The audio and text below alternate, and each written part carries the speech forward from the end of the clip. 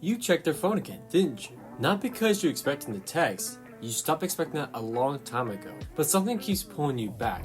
You're replaying the last conversation, you're picking apart everything you said, you're trying to make the silence make sense. And here's what nobody actually tells you. That's not you being weak. That's your brain stuck in a loop and it wasn't designed to escape on its own. People probably have told you just to move on. Plenty fish in the sea. Stay busy. Block them.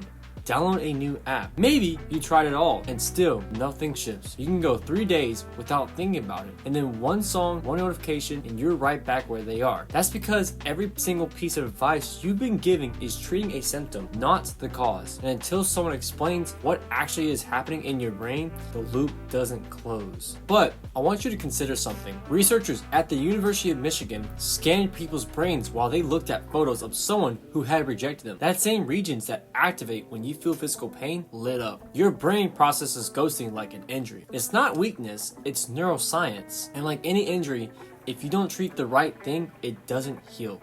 It just keeps hurting. By the end of this video, you're going to understand exactly why you're stuck and what to actually do about it. And if you want to go deeper after this, I have a free resource called the Ghosting Reset Room. The link is in the description, but let's get into this first. So here's what's happened. There's a concept called the Zeigarnik Effect. Your brain is wired to obsess unfinished things. It's why you remember an interrupted task better than a completed one. It's why a song that cuts off mid-chorus gets stuck in your head. So when someone ghosts you, there's no ending, no conversation, no explanation. So your brain keeps the file open, keeps running it to the background, keeps searching for the missing piece that would let it finally close. That's why you can go days without thinking about them, and that one random memory pulls you right back. Your brain doesn't forget, it's still working the case. And here's what makes it worse. Your brain isn't looking for them, it's looking for an answer. It wants to know what went wrong, what does this mean, and am I safe? Until you get that answer, the loop always stays open. So most people try to get that answer from that one place it will never come from, the person who ghosted you. Every time you check their profile, your brain gets a tiny hit of possibility. Maybe there's a clue there. Every time you replay the last conversation, you're feeding the loop, not